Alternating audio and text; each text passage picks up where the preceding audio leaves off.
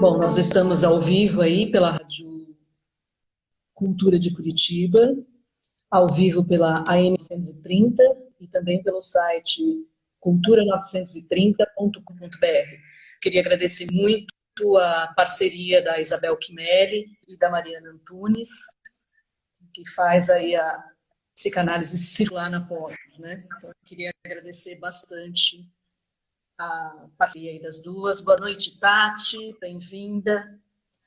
Então, vou apresentar a Madalena, para a gente começar aí bater um papo. Bom, a Madalena Becker Lima é psicóloga, psicanalista, mestre em psicologia clínica pela UFPR, membro praticante da ABC, Associação de Psicanálise de Curitiba, coordenadora do Ambulatório de Psicanálise e Pesquisa, inscrito no Ambulatório SUS, do Hospital Evangélico Mackenzie, supervisora no Serviço de Escuta Psicanalítica no Instituto para Crianças em Risco Social, São Zygmunt Felinski, idealizadora da plataforma Psi-Social.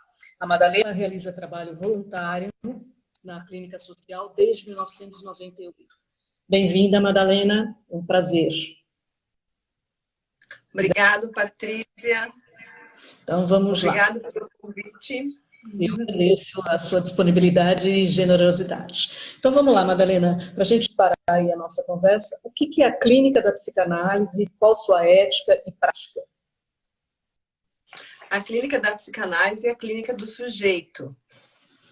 A ética é a ética de sustentar o desejo do sujeito, a voz do desejo do sujeito. Uhum. E a sua prática é uma escuta pautada pela ética da sua formação, da sua própria análise, do seu desejo na clínica. Uhum. Então, Pode. não importa se a clínica é social, se ela é particular, onde ela é realizada, ela é a clínica da escuta do sujeito, é a clínica da escuta do significante e do 1 a 1. Uhum. Bom, em tempos de pandemia, como escutar as urgências subjetivas e o sofrimento psíquico? Tem diferença? Então, eu gostaria de te responder com uma experiência que eu tive recentemente na clínica, que foi a seguinte: alguns psicanalistas tomaram a decisão de suspender os atendimentos porque não iriam aderir ao atendimento online, por questões pessoais de princípios, os seus preceitos. E outros psicanalistas decidiram fazer o ato criativo de experimentar o atendimento online, de viver essa experiência na sua clínica. E eu recebi uma demanda muito interessante de um sujeito que eu atendo, cujo cônjuge começou a passar muito mal, estava prestes a uma crise de angústia muito grave, porque os atendimentos haviam sido suspensos, os atendimentos com quem essa pessoa, esse cônjuge, se analisava foram suspensos. E aí, então, esse analisante me pede que atenda seu cônjuge, por conta da situação emergencial que estavam vivendo em casa durante a pandemia. Obviamente que eu encaminhei para um outro colega,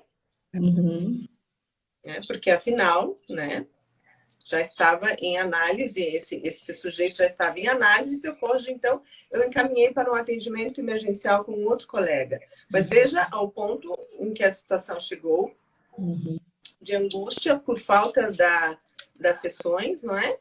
E a necessidade de encaminhar para alguém que fizesse o atendimento online. Ele estava em análise e, nesse momento, teve que trocar de analista, foi isso? Ou não?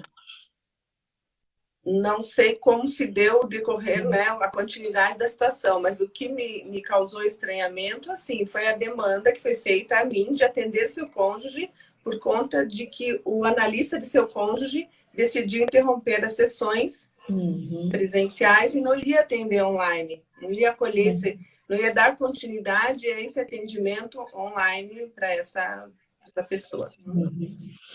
Tá certo. Né? Então, temos aí essa posição, essa decisão de cada um na clínica, e veja, são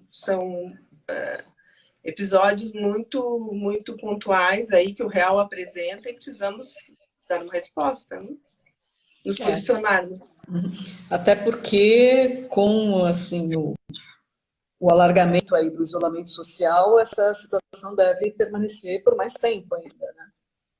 Então, os atendimentos devem continuar online por um bom tempo, né? Mais além do que a gente imaginava a princípio, né? Sim, porque veja, a experiência, Patrícia, de desamparo que nós vivemos nesse isolamento, a experiência do aumento da angústia que estamos vivendo acaba deflagrando uma série de sintomas. E nós estamos agora num período de isolamento junto aos nossos fantasmas edípicos, não é?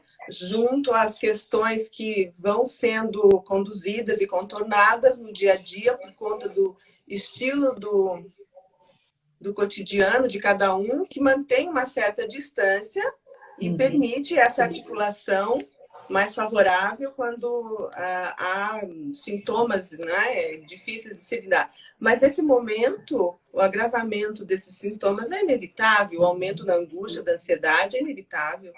E aí, nós vamos, né? Que lugar, que resposta? Vamos ao desamparo, vamos amparar, vamos ancorar os significantes, ancorar a dor numa escuta, até podermos retornar os atendimentos presenciais? O que eu percebi no início dessa semana, né, quando foi oficialmente prorrogada a quarentena aqui em São Paulo, né, uma angústia muito maior de analisantes que até então estavam lidando até bem com a situação, né? E aí veio a angústia de ficarem mais tempo isolados, né? E também começou a aparecer ter no horizonte a possibilidade da morte, que começou a aparecer com mais frequência. Parece que quanto mais, né, se alarga esse período, mais você consegue pensar na iminência da morte, ou de uma contaminação, ou de uma doença. A Colette Soler vai dizer num dos artigos dela, Patrícia, que o registro do grande outro e de sua obscura vontade está implicado em catástrofes naturais, cujo que podemos chamar de real do real, fragmentando o grande outro. Colette Soler, né? Falando aí, definindo muito bem as catástrofes naturais. E qual seria a diferença entre clínica social, assistencial e pública? Há diferenças e peculiaridades na escuta? Todas essas três modalidades remetem a um significante fundamento, né? Como pensar a representação do dinheiro e da libido, segundo Freud e Lacan? E aí a gente tem os dois lados, né? Tanto o lado de quem está sendo atendido gratuitamente, que para alguns isso não é uma questão, para outros é a impossibilidade de não poder pagar, e também para alguns analistas, né, que pontuam que o dinheiro é uma questão para análise também, né? Então, não atender mediante um pagamento que pode ser simbólico comprometeria a análise. O que você pensa aí a respeito? Eu penso que o surgimento da clínica pública aqui no Brasil remete a um desejo de Freud, do final do século passado, em que ele vai dizer, em 1919, no desejo dele, de que o tratamento psicanalítico seja ampliado ao serviço público de saúde, aos sujeitos que não disponibilizam de uma condição financeira, como os pacientes da época. Mas, curiosamente, eu fiz um estudo temporal aí de quando surgiu aqui no Brasil, em torno de 2016, a clínica de Vila Itororó, Praça Roosevelt, a Casa do Povo também, onde existe essa prática muito interessante da clínica pública. ela surge como, parece-me, que reação a um movimento político, social, voltado, não é, ao bem-estar da população, voltado a esse aspecto de comunidade, né, de estender, de democratizar o atendimento às comunidades mais carentes, mas o que coincide com a época, quase 100 anos, né, atrás, quando Freud proferiu no Congresso de Budapeste o desejo dele de instituir a clínica social. Em 2016, inicia-se, né, no Brasil esse movimento da clínica pública, embora ela já exista, a clínica social, né, da psicanálise no interior do SUS já há muito tempo, mas nesse ato fundador, como aconteceu na clínica pública em São Paulo, é muito curioso, porque tem algo aí de um movimento que resgata o movimento republicano de 1919, em que houve a queda do Império, não é? Austro-húngaro, em que a população proletária conseguiu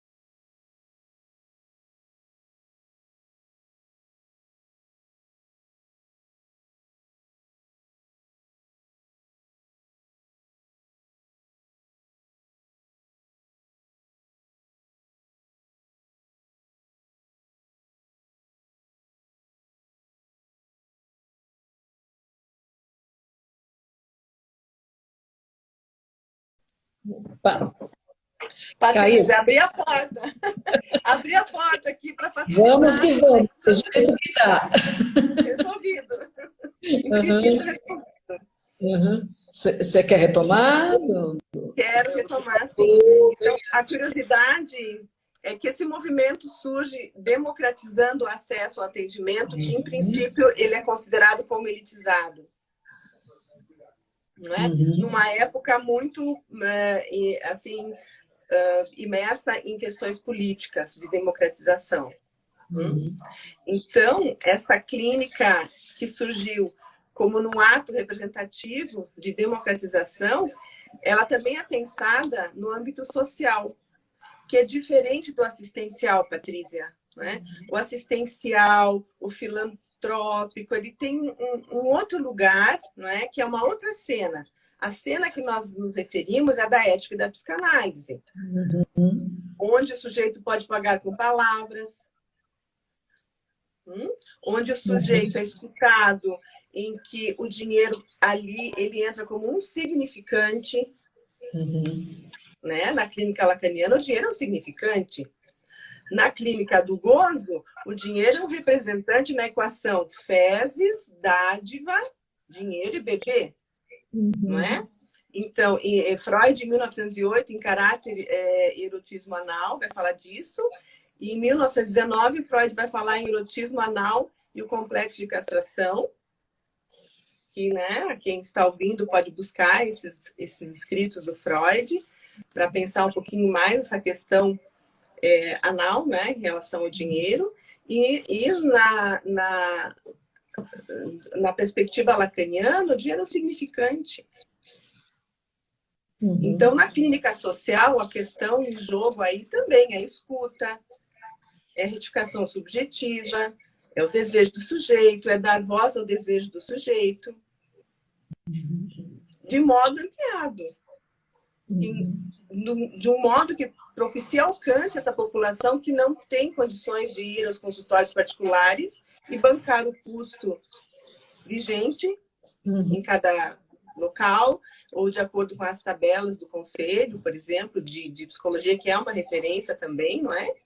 De preço de honorários, mas esses sujeitos encontram na clínica escola da universidade, no serviço do SUS, não é? Atendimento psicanalítico no serviço do SUS.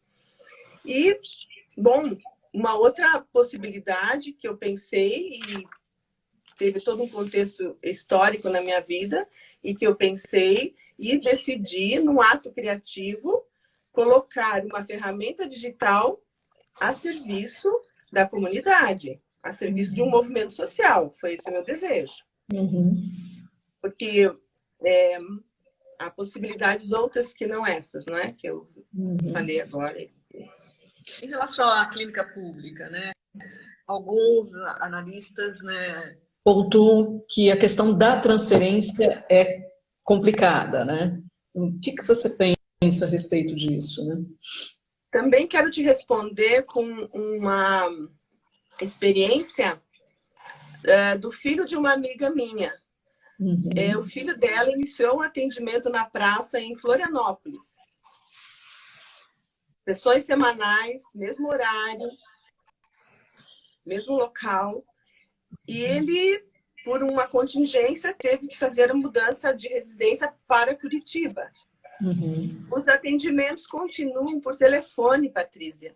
Ela não interrompeu. Havia uma transferência, iniciou-se um trabalho de análise e a ética da psicanálise, a ética do atendimento foi mantido. Ela sustentou por telefone, ele está em Curitiba. Então, é a posição, não é, ética do analista naquela transferência. As transferências que nós recebemos no hospital também são complicadas, elas passam pela via da indicação do médico. E no imaginário da demanda, da resposta médica.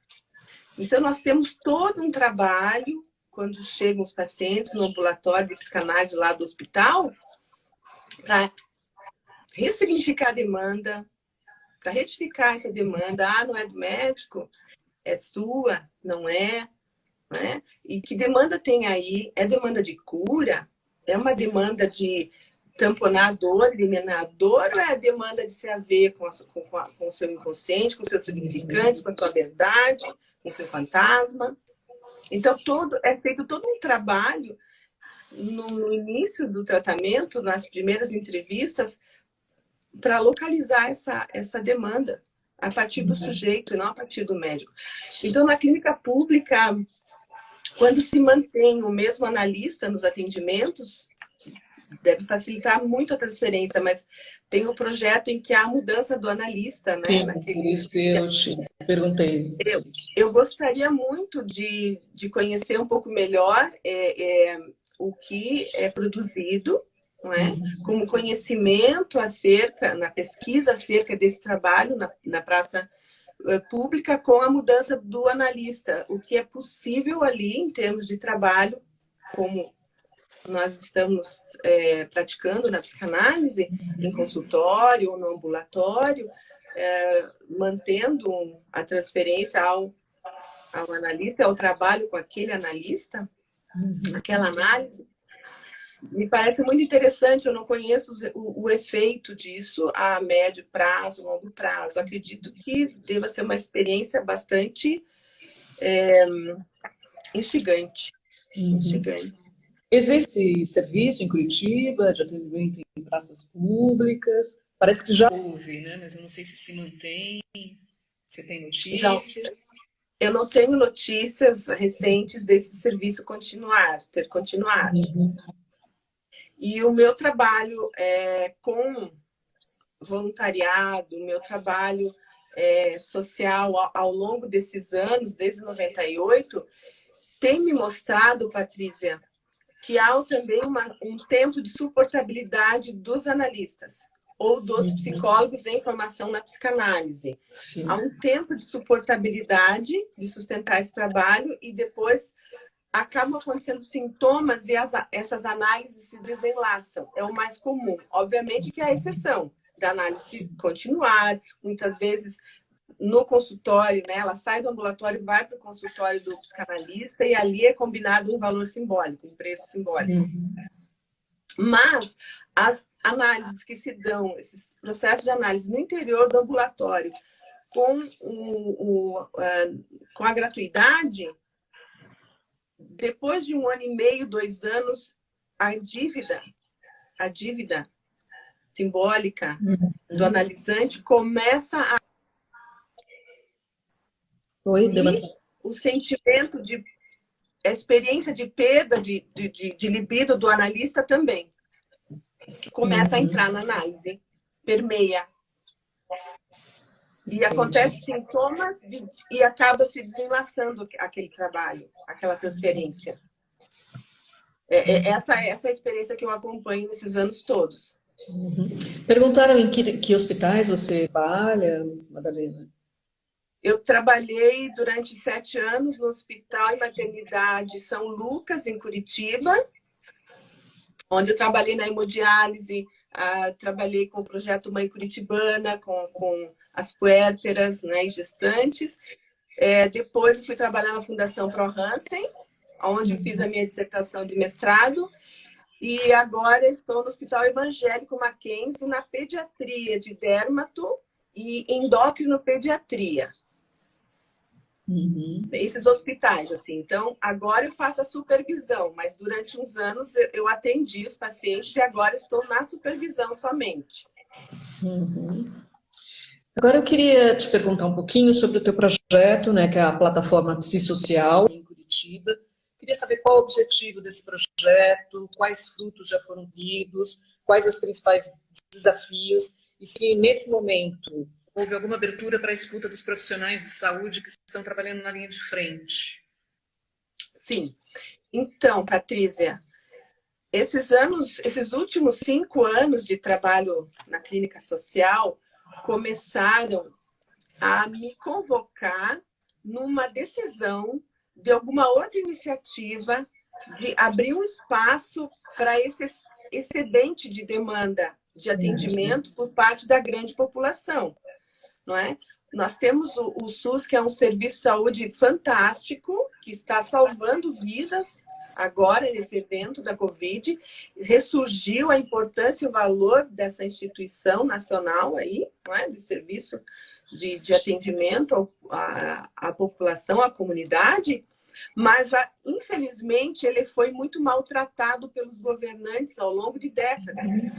O sistema de administração muito sofrido. Então, são heróis os médicos e psicólogos do SUS, enfermeiros do SUS, são heróis, né? Eles têm uma batalha diária desde sempre. Então, eles não conseguem atender essa demanda excedente que chega a 2 anos de fila de espera, Patrícia. E as clínicas escola também estão com filas de espera, aqui em Curitiba, pelo menos.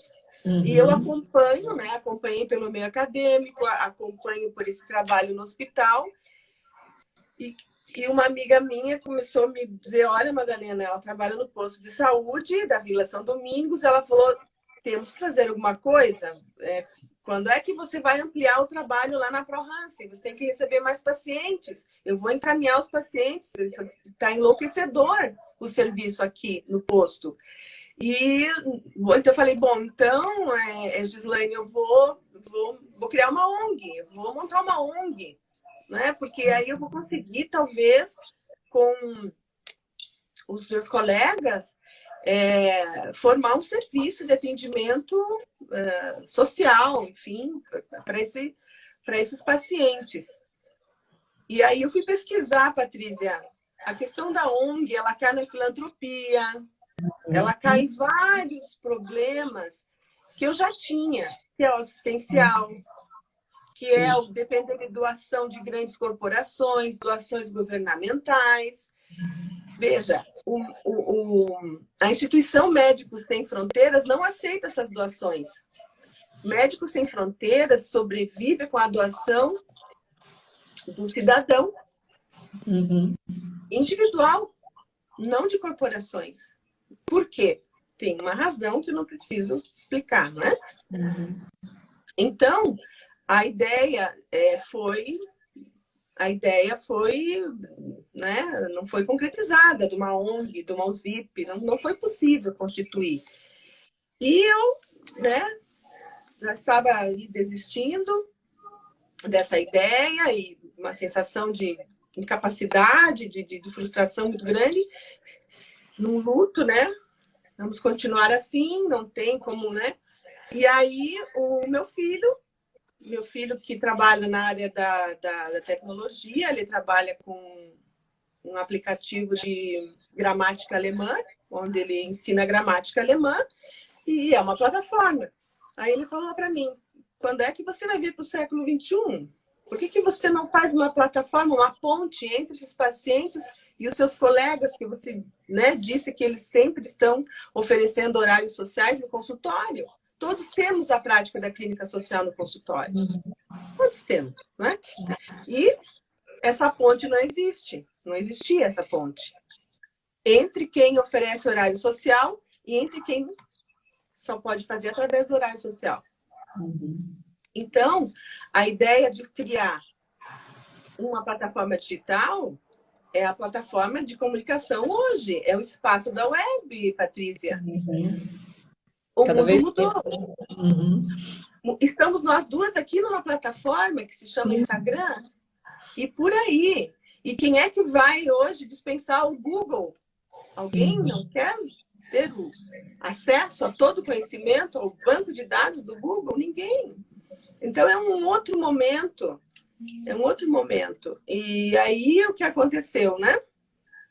Eu escutei lá o Antônio Risério falando sobre essa ideia de usar uma ferramenta digital a serviço do movimento social, que isso era urgente, e eu pensei, sim, é isso então. Vai ser uma ferramenta digital a serviço, é um projeto social na web. Por que é um projeto social? Essa plataforma funciona em todo o Brasil, não é só Curitiba, né? Por enquanto é só Curitiba, mas eu gostaria muito de levar para São Paulo. Se alguém quiser atender em São Paulo, me avisa, porque nós atendemos em Curitiba nesse momento. Né? Então, assim, a gente não cobra... Patrícia, não tem nenhuma taxa cobrada do paciente, zero. Então, as plataformas que existem, elas são só online, elas cobram do paciente uma porcentagem do atendimento. A gente não cobra nada disso. Ele entra se ele quiser, ele sai o que ele quiser. Ele só vai fazer uma travessia de ponte até chegar ao analista ou ao psicólogo, porque nós também estamos nessa democracia de não fazer da psicanálise um monopólio nem uma unanimidade, porque vem demandas, Patrícia, as pessoas enviam mensagem e falam, eu quero um terapeuta sistêmico, eu gostaria de um terapeuta junguiano. Muito bem, tem um psicólogo junguiano que vai lhe receber, fale com ele. Então, basicamente, essa plataforma é formada por psicólogos de várias orientações, psicanalistas, quem mais? Orientações que considerem o inconsciente, somente. Esse é o nosso princípio, são orientações que validam o inconsciente. As orientações que não validam o inconsciente, a gente não criou nenhum núcleo. para elas, né? E aí, então, assim, nós divulgamos, fazemos todo um trabalho de divulgação para que as pessoas tenham conhecimento, elas entrem em contato e marcam diretamente com o seu psicanalista ou psicólogo, e aí decidem, os dois constituem ali o que vai ser o preço social, o que vai ser o custo daquelas sessões. É basicamente isso. Uhum. São quantos profissionais nessa plataforma? Que você já recolheu? Nós estamos em 20 profissionais atendendo. Recebemos, tem um atendimento em São Paulo, alguém de São Paulo demandou online, um paciente de São Paulo, né? Não é um analisante ainda, um paciente. Ele marcou com uma das psicólogas e está fazendo atendimento online. Mas a plataforma, ela é presencial, Patrícia. A gente já tinha conversado antes e, inclusive, você falou que vocês tinham uma certa restrição em atender online, né? O projeto foi pensado com atendimento presencial, né? Só que agora tudo mudou. Estamos repensando essa decisão, estamos repensando essa prática e, nesse momento, estendendo online. Patrícia, e o lucro, na verdade, é um projeto social, porque o lucro dele vai financiar as casas do doutor em Curitiba e outras capitais que queiram participar desse projeto. E também a gente vai fazer consultórios, vai patrocinar consultórios itinerantes lá na periferia. Porque o paciente da periferia não consegue vir. Ele não tem como pagar o transporte aqui no Brasil. Então, nós temos que ir até ele. Mas se nós tivermos um fundo que patrocine esses atendimentos, que patrocine esse serviço, ele vai acontecer. E o modo como nós encontramos foi esse.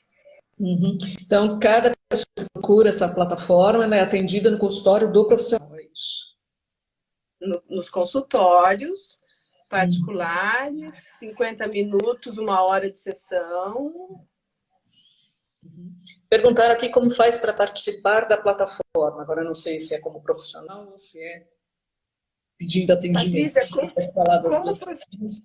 como profissional, basta se inscrever. Tem lá o formulário no site, entra lá no site e tem a parte de inscrição de profissionais, de psicólogos e psicanalistas. E tem a outra opção para atendimento, né, para pacientes. E nós somos, assim, 90% psicanalistas. Madalena, você tem também uma grande experiência aí com acolhimento de crianças em vulnerabilidade social.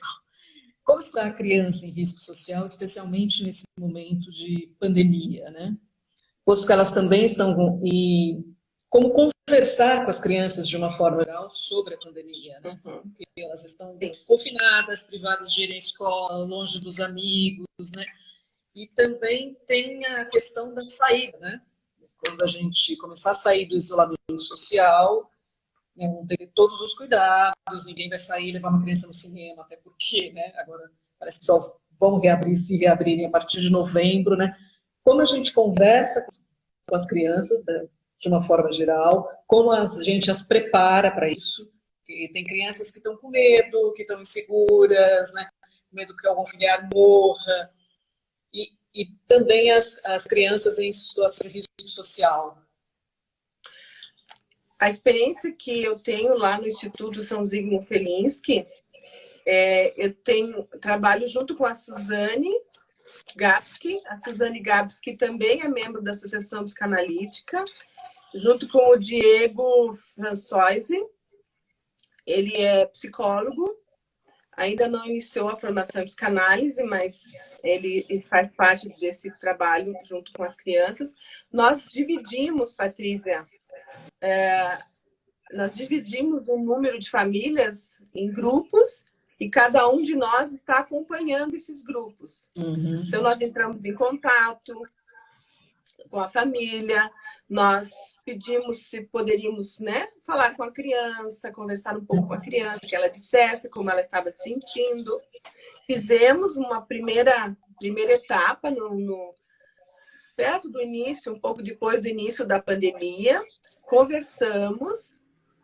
Foi muito importante porque eles se sentiram acolhidos. Eles estranharam, porque é uma população que está naquele registro invisível, que desses 60 milhões de invisíveis que surgiram reivindicando auxílio emergencial. Então, essa visibilidade, essa dignidade, essa consideração de telefonar e perguntar como é que vocês estão se sentindo. Vocês estão precisando de alguma ajuda, uma escuta ou uma cesta básica? Como é que vocês estão? Fez uma diferença muito grande, Patrícia. Eles depois enviaram mensagens dizendo como eles se sentiram. Mas, veja, nessa população começou a aparecer queixa de drogadição, o pai usuário de crack, o pai usuário de cocaína, violência doméstica em alguns casos, e a sensação de desamparo por desemprego. Mesmo que fossem empregos singelos, tinha uma renda, uma segurança. Então, o que acontece? Nós fizemos um trabalho, intensificamos os telefonemas, a busca, intensificamos o contato, né? a escuta deles e acionamos algumas áreas da assistência social, como o FAS, em Curitiba, e o CAPS, que é o Centro de Atendimento Psicossocial, para nos auxiliar com esses casos específicos. Então, esta rede que nós formamos, esse entorno para eles, tem feito uma diferença importante. Então, nós acompanhamos. O retorno deles ao instituto, que os acolhe em contraturno, à escola pública, foi uma questão importante que você me colocou e me fez pensar, Patrícia. Me fez pensar, porque como nós estamos muito tomados pela situação emergencial, pela preocupação em como é que está sendo a convivência dentro da família, nós não estamos pensando ainda no retorno, como será retomar, não é, esse laço, essa separação, as experiências que eles tiveram, como eles vão simbolizar as experiências que eles tiveram durante a pandemia? Será que foi traumático? O pai com a drogadição, com a violência, não é? A mãe com ansiedade, crise de pânico. Como é que isso vai ficar representado para eles? Então, você me fez pensar em como é que a gente vai trabalhar, organizar essa acolhida do retorno deles para que eles simbolizem as experiências. Não é? Então, vamos acolher a dor, não é? Quantas pessoas vocês estão atendendo pela plataforma atualmente?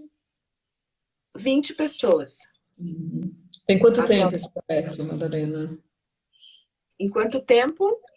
Quanto tempo esse projeto existe? Esse projeto ele existe desde janeiro desse ano.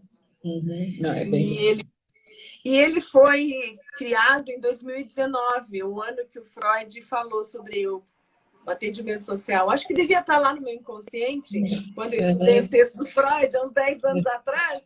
E, curiosamente, em 2019 nasceu o desejo. Né? Então, foi em 2019 a elaboração e em janeiro ele iniciou. E nós temos muita demanda, Patrícia, de sujeitos com ideação suicida. Tá? Nós temos demanda de psicoses, drogadição.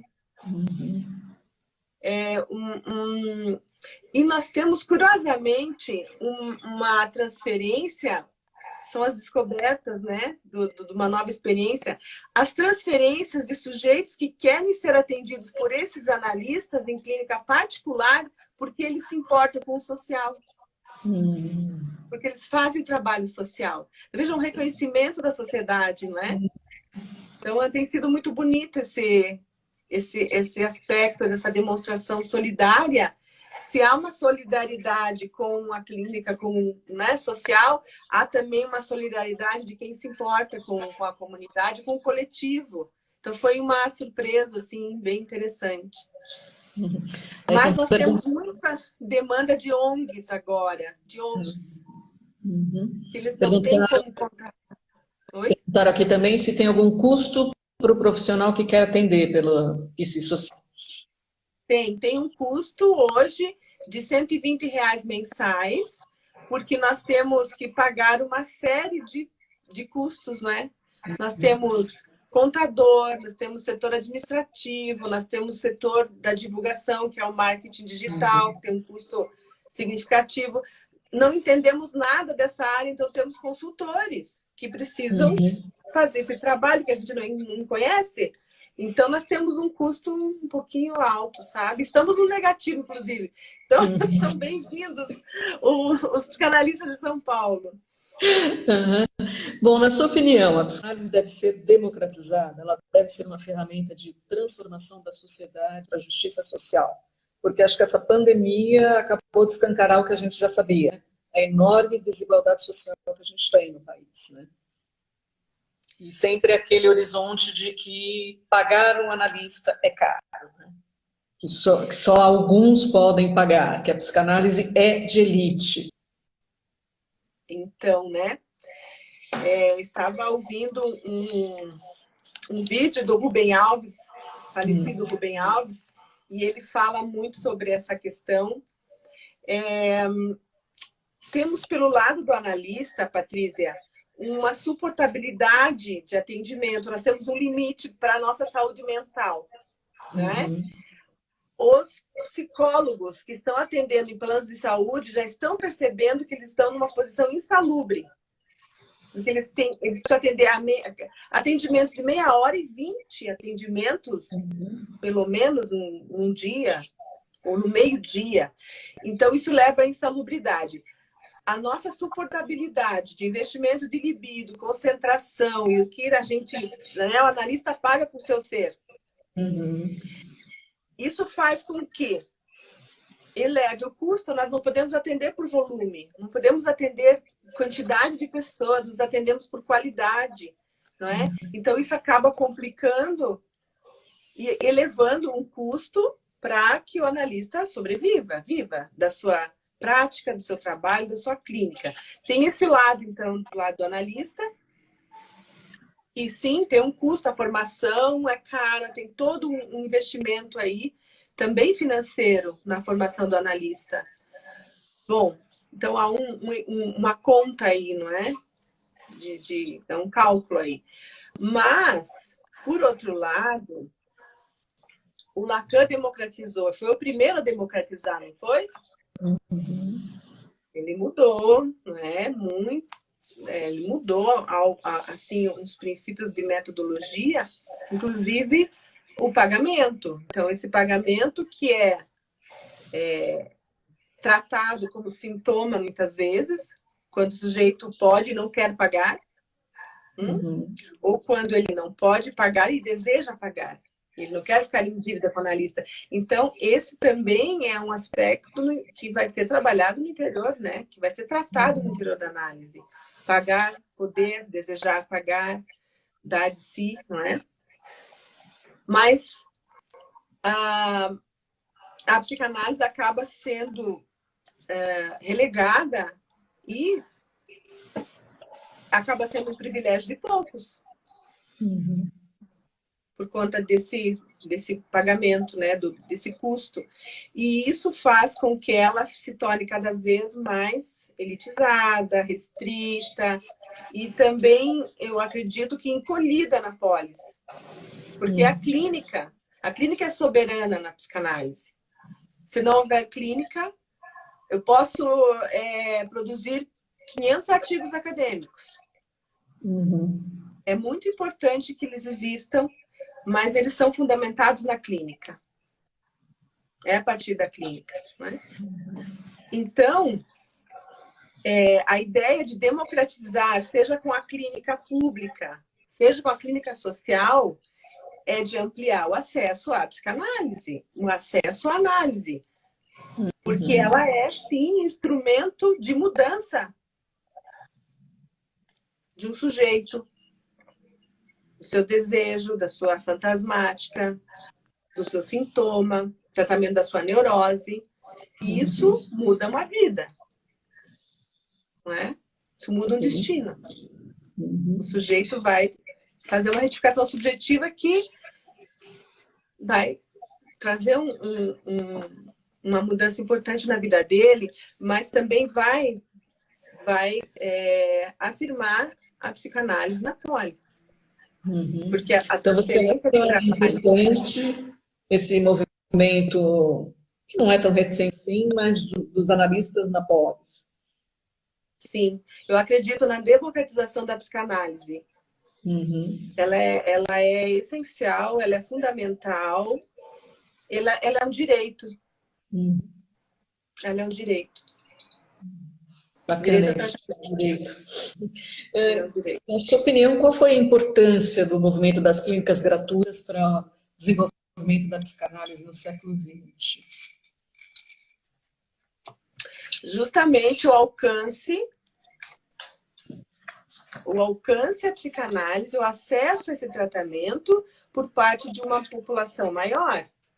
A disseminação da psicanálise.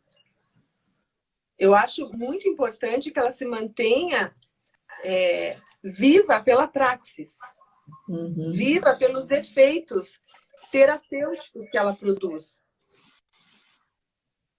Ela é uma terapêutica, o Dunker fala muito disso, né? Ela é uma proposta de tratamento do sofrimento. O sujeito vai tratar pela palavra, é a cura pela palavra. Pela transferência, ele vai recordar, repetir e elaborar. Né? Ele vai poder acessar e se apropriar dos significantes que determinam o seu desejo, dos seus significantes inconscientes. E em que outro campo isso acontece que não na presença do analista no interior da psicanálise? Sim, o inconsciente ele está presente 24 horas por dia na nossa vida, não é? Na nossa existência. Sim. Mas aonde ele se afirma enquanto tal, como divisão subjetiva e como representante do desejo, é na presença do analista, é na escuta do analista. E a psicanálise é que faz esse movimento, é a terapêutica que inclui o inconsciente, que inclui o conflito. Não é? Então, eu acho que foi muito importante para manter viva a psicanálise. O Lacan dizia isso na terceira. Vai depender dos analistas que a psicanálise continue viva na pólise ou não. Tinha uma pergunta aqui, Madalena, não sei se você vai ter condições de responder e se eu entendi direito também o que a pessoa queria dizer. Acho que ela deve estar aí, qualquer coisa a gente recolhe. Ela está perguntando sobre o sistema carcerário, se há psicanálise no sistema carcerário, se existe a possibilidade de um espaço transferencial. Acho que eu entendi direito. Você tem alguma experiência nesse sentido? Poderia dizer alguma coisa? Um aspecto muito importante da psicanálise, a extensão, por exemplo, em extensão, é que a escuta da psicanálise ela é levada a qualquer lugar. É a escuta do sujeito, é a escuta do inconsciente. Então, eu acredito nessa possibilidade da psicanálise acontecer em qualquer âmbito que o analista esteja ali presente, como na praça pública, não é? Ele vai lá na praça, é um espaço aberto. Curiosamente, é o avesso de um shopping, né? O shopping é aquela bolha. A praça é a abertura, né? É muito significativo essa imagem. Então, se há no sistema carcerário um consultório, um ambulatório, onde o analista decida escutar o sujeito, é um sujeito que está ali, não é um encarcerado. É um sujeito e um analista. Eles vão se encontrar. Se houver transferência, vai acontecer, porque ela é um fenômeno, a associação livre. E aí vai acontecer um recordar, repetir, elaborar, e vai nascer um sintoma no interior da análise ao falar ao analista sobre o seu sofrimento e sua dor. Então, eu acredito que ela é possível, sim. eu não tenho proximidade com quem faz essa prática, mas eu sei que existem muitos psicanalistas concursados que trabalham nas varas, né? Enfim, judiciárias e de vários âmbitos e fazem um belíssimo trabalho no interior dessas instâncias institucionais da lei, não é? Eu acredito sim, Patrícia, acredito. Bom, Marina, no Brasil o debate sobre saúde mental e clínicas públicas tem sido uma constante na atualidade, né? Na sua opinião, existe uma relação entre o aumento da procura por tratamento, por uma escuta psicanalítica em tempos de crise, como na emergência de uma pandemia, como que a gente está vivendo? Você acha que houve um aumento de procura por atendimentos? Olha, o relato que eu tenho, Patrícia, de um psiquiatra conhecido, é que aumentou bastante a demanda pela medicação. Não aumentou tanto a demanda para o analista. Não é a notícia que eu tenho tido dos pares. Aumentou, não, essa época do ano, ou então a demanda que a gente costuma ter no consultório, mas a demanda por medicação na psiquiatria, essa aumentou por demais. Então, esse é mais um motivo de democratizar a psicanálise, para oferecer uma opção à medicalização do paciente, para oferecer uma opção ao ouro branco, não é? Né? Então, se nós não nos fazemos presentes na polis de vários modos, o sujeito ele fica condenado àquela escolha porque não há outra escolha. Não é? A escolha é medicar. A medicação ela já entra no empuxo de gozo, de eliminar a falta, do discurso vigente, né? do capital, do tamponar a dor, de tamponar a falta. Ela entra como objeto do sintoma na demanda do grande outro de contemporaneidade. Então, há um empuxo todo. É um empuxo muito grande a todo o lobby dos laboratórios, não é? E a escolha do sujeito. Então, nós precisamos ofertar essa escolha, sim, é uma oferta. Olha, tem uma outra escolha, tem outra opção, você quer tentar? Né? Bom, a gente está caminhando agora para o final, acho que tem 5 minutinhos. Então, eu queria te perguntar quais efeitos podemos vir a recolher pós-pandemia, né? Quais traumas frente, por exemplo, ao luto dos mortos por Covid, as pessoas estão enterrando seus familiares e amigos sem poder se despedir deles, muitas vezes lutando por atendimento nos hospitais, que muitas vezes não acontece, a gente tem visto inúmeros casos, e um campo onde o trauma se apresenta como acidente, como urgência, como desamparo. O que a gente pode pensar como saída? Porque logo mais a gente vai ter que se haver com isso também. Sim. Durante o período agora do trauma, que estamos vivendo o trauma, nós estamos vivendo a experiência, não é? Depois a gente vai fazer uma representação dela, mas nós estamos vivendo esse real, ele está nos atravessando. Então, a Colette Soler vai dizer também, né, que a sociedade, por meio de seus representantes do coletivo, ela se oferece como um outro reparador. Então, a Colette vai dizer, né, em tempos de catástrofes e traumas, quando o grande outro se fragmenta, ele se torna inconsistente e vem a solidariedade humana como suplência à inconsistência do grande outro. Então, este momento agora, eu diria que as redes solidárias elas são fundamentais para dar suplência, fazer suplência à inconsistência do grande outro que nós estamos vivendo. Então, vários psicanalistas, inclusive, estão fazendo parte dessas redes, não é? De cuidados, de buscar víveres, não é? Para essas pessoas, de oferecer atendimento gratuito na plataforma. A gente tem um atendimento gratuito para quem está na linha de frente, né? Voluntário. Então, essa rede de solidariedade que vai dar suporte para a inconsistência que nós estamos vivendo do grande outro nesse momento. saindo do trauma, fazendo essa travessia para esse outro tempo pós-trauma, fundamental será a simbolização com palavras, com significantes. Porque o Freud dizia assim, em Neuroses Atuais, o trauma é aquilo que não pode ser nem esquecido, não pode ser recalcado, de tão terrível, e nem lembrado, como os traumas de guerra, não é? Então é aquilo que não é esquecido e não pode ser lembrado, porque não foi simbolizado, não foi integrado em representação para poder ser recalcado e se acomodar às redes significantes, né, que nós carregamos conosco. Então, a possibilidade de fala e de escuta vai ser fundamental. Se há um sistema, se há um grupo, se há profissionais, se há tanto psicólogos quanto psicanalistas que se disponibilizarem a acolher esses sujeitos para tratar o luto, a dor, as perdas, e virão outras perdas com a crise, não é? Falências, desemprego,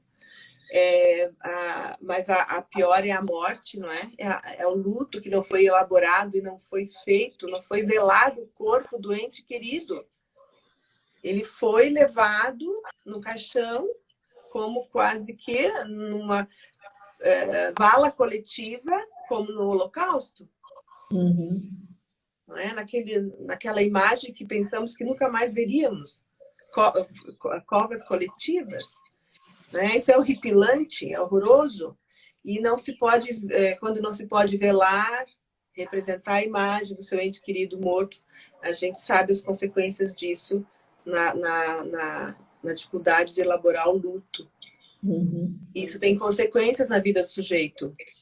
O trauma cria nós na dialética dos significantes. Então, o que faremos? Não é? Esses sujeitos eles vão ser medicados, eles vão tomar antidepressivo, não é? Ou eles vão procurar falar disso.